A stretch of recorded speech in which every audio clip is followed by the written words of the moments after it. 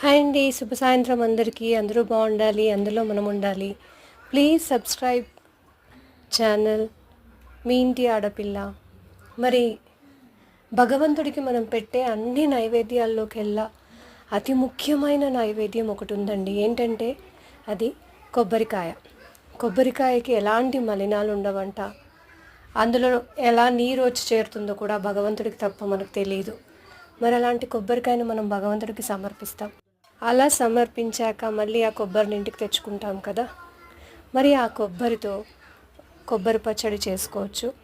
చాలా ఈజీ ప్రాసెస్లో చేయొచ్చు.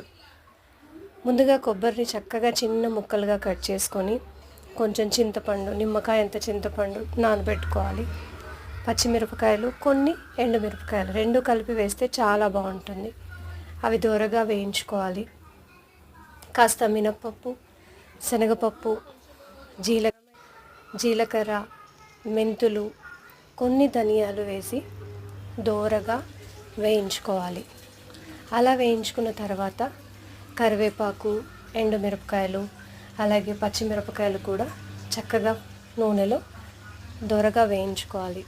అలా వేయించుకున్న తర్వాత కొబ్బరిని కూడా అదే ఎండుమిరపకాయలలో వేసి కొంచెం వేయించుకోవాలి. అవన్నీ వేయించుకొని పక్కన పెట్టుకొని ఒక 10 నిమిషాలు చల్లారనివ్వాలి. చల్లారిన తర్వాత వాటిని తీసుకొని మిక్సీలో వేయాలి. వేసే ముందుగా అది మనకు తొందరగా దాన్ని మెత్తగా రుబ్బుకోలేము. కావాలంటే కొన్ని వేడి చేసిన నీళ్ళు ఉంటాయి కదా, ఆ నీటిని వేస్తూ ఆ కొబ్బరి పచ్చడిని చక్కగా మనకు తగినంత ఉప్పు వేసేసుకోవాలి. మరి చివరగా పోపు ఉండాలి కదండి.